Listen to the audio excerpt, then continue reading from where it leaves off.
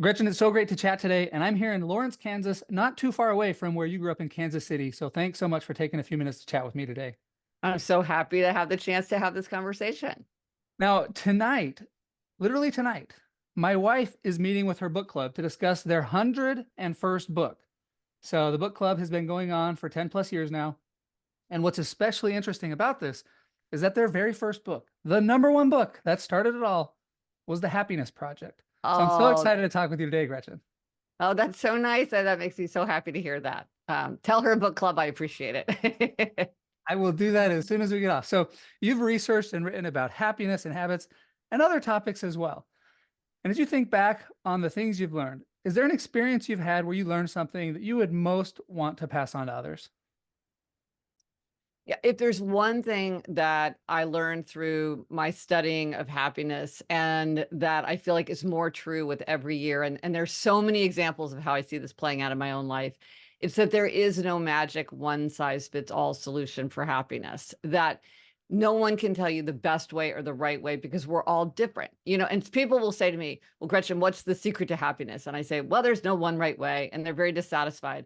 And then I say, well, what's the best way to cook an egg? And they say, well, it depends on how you like to eat your eggs. Or they say, I don't even like eggs. And I'm like, right, there is no one best way to cook an egg because it just depends on you. So same thing for happiness.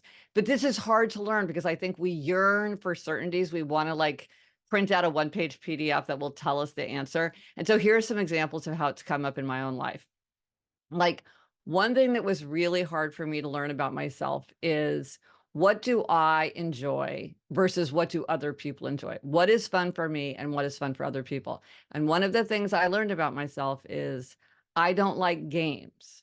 So growing up, I was on the basketball team, I was on the field hockey team, and I really didn't like it. And I was a really bad athlete, but I did it because, I wanted to be well-rounded and it's fun to be on a team and all these things. But it was really, really hard for me to exercise because I just didn't want to do it. And then finally I realized I don't like games and I'm not good at sports. But I realized, oh, but I can exercise. I can go for a run. I can take a class. I don't mind exercise. It's really the games I don't like. And it's funny because for a lot of people, they're like, well, it's the games that make the exercise fun. But it was actually, for me, the games was making the exercise much less fun. And I'm not saying that it's not fun for some people. It's just it wasn't fun for me, but it took me so long to realize that. Another example of where this came up is, like, I have a really, really strong sweet tooth. And I'm one of these people that's like, I just always wanted to eat sweets. And so anytime I was trying to eat healthfully, I really, there was a lot of noise in my head. Now, later, does this count? It's half. I deserve it. It's raining. It's my birthday. It's a celebration, all that. It was just very distracting. And then I was reading a book I was reading about Samuel Johnson, who's one of my favorite authors. And Dr. Johnson is quoted. So he walks into a party and somebody offers him wine. And he says, I can't, no, they say, do you want a little wine? And he said, I can't take a little. Abstinence is as easy to me as temperance is difficult. And when I saw that, I thought, oh my gosh, I'm the same way. I can have none or I can have a lot, but I can't have a little. I can't have half a dish of ice cream. I can't have one Thin Mint cookie, but I can have none. But, everybody's always like, follow the 80-20 rule, give yourself a cheat day. Don't be too strict. And then I'm like, no, but for me, it's just easier to have none. And I just didn't know that that was true of anybody. But now that I've asked around, of course, I found that many people, for many kinds of strong temptations, find it easier to give something up altogether. It's like, I never use a credit card. People would say to me, I don't have if it's not a strong temptation, it's easy to be moderate. So I'm moderate about using a credit card. But some people are like, I use it too much or not at all. And so I think just recognizing that can be true about you is helpful. Not trying to cram ourselves into a single model, but if something's not working, thinking, well, maybe there's another way for me to achieve my aim, because just because something works for other people doesn't necessarily mean it's going to work for me. And just because something makes other people happy doesn't necessarily mean that it's going to be a great route to happiness for me. Yeah, this resonates so much with me. I'm teaching leadership right now. And when I was younger, I thought there was one best way to lead. And, if we could just figure out what that best way is, Yes. if I could just learn that way, then Yes. the best leader I could be, right? Yeah. And so just last week I was teaching the contingency theory, fancy way of saying there is no one best way. In fact, all the best leaders pull from a bunch of different styles, but they do it as it is situationally appropriate. And even though that's like a simple idea, it did turn on a light bulb for me, like, okay, Yes. there is no one best way. And it sounds like this is the similar lesson you're sharing here. Like there is no one best way to happiness. My daughter Kyla doesn't like games. My wife Keisha has a very strong sweet tooth. I can't really relate to either of those. Again, simple idea, we're different, but it actually does have some profound implications. And so how do you go about finding what works for you? Like how do you think about figuring out the best approach that you should take to be happy? Well, I really think that this is the great challenge of our lives because it requires self-knowledge. And of course, to be a good leader, you need self-knowledge just as much as to manage other people or to manage yourself. You need to have good self-knowledge. And it's very hard. I think it's very, very hard for us to understand ourselves. And that's why um, it's a challenge. And I think so for me, I think about I want to accept myself and I also want to expect more from myself. And that can be very hard to figure out because you're like, where do I just say like, hey, this is me. This is the kind of the natural limitations of my nature. And where is it like, hey, I should push myself. I should like go outside my comfort zone. Only each of us individually can figure out where that line is. So as part of my happiness project, I came up with a list of my 12 personal commandments. And my first commandment is to be Gretchen. And of course, everybody has to substitute their own name, be Nate.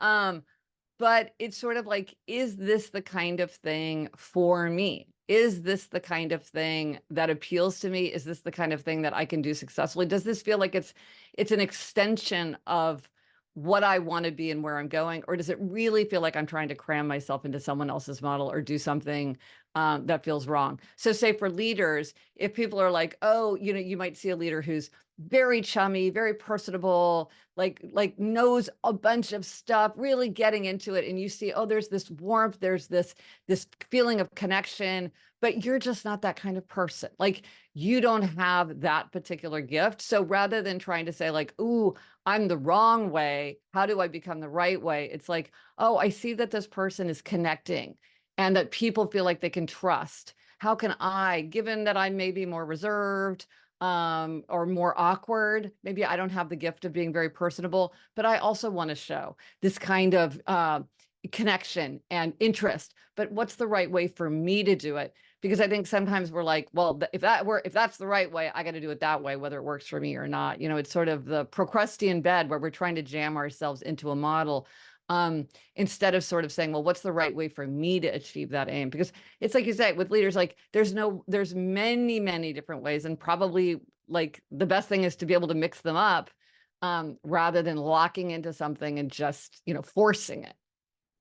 So I love this phrase, accept myself and expect more of myself. I interviewed Brad Stolberg recently, an author, and one of the things that he most wanted to pass on is that intense self-discipline requires intense self-compassion. So it's like Mm-hmm. balance, it's yin and yang between Oh, expecting more of ourselves, but not expecting too much of ourselves. And I love this framework of, okay, what is the impact this person is having, or what is the outcome they're achieving? And that's what I want to do. I don't need to mimic yes, their yes, pathway yes, yes. using The my skills and mimic. abilities. Yeah, go Yes, ahead. yes, yeah. No, I think that's a great word, mimic, because it has that flavor of you're just parroting the form Yeah. rather than maybe understanding, okay, like how would I get there on my own? Well, there's some great, I can't remember it. Maybe you know it, Nate. It's a great Yogi Berra phrase where he says, like, don't copy him unless you can imitate him or something like that. It's a great thing about some guy who had all this kind of swagger. And it's like, yeah, you're just copying, you're mimicking the show, but you don't have the chops. But of course, Yogi Berra said it in some great way. So yeah, I think I found it. If you can't imitate him, don't copy him. Yes, right, right. And right, exactly. So that's the thing is if you can't be that boss that's glad handing and life of the party and the charisma and like standing up in front, everybody's flocking and like don't mimic that. Find like, well, what's my way to get what is the value there? Because I can also have connection and engagement, but it's maybe the outward display of it would be different because I'm different and I need to find my own way to achieve that aim. But this is true with other people, and I think it's also true for ourselves that sometimes we get, and this is back to the idea of self-compassion that you were just mentioning. The research shows that people think that if they're really hard on themselves when they screw up, that they'll sort of inspire themselves to try harder. But in fact, people who show themselves self-compassion are more likely to sort of get back on the horse and Yeah. try again. Say, oh, that wasn't my best day, or I'll do better next time, Yeah. or I learned that lesson the hard way. Because we all screw up. And it's like, what do you do when you screw up? And I just found it so helpful to think, like, what would you say to a friend if they screwed up? Yes. You would encourage them. You wouldn't drop the hammer on them every time.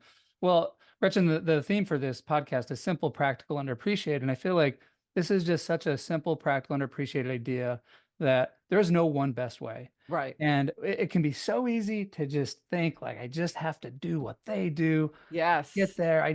Then I can be happy.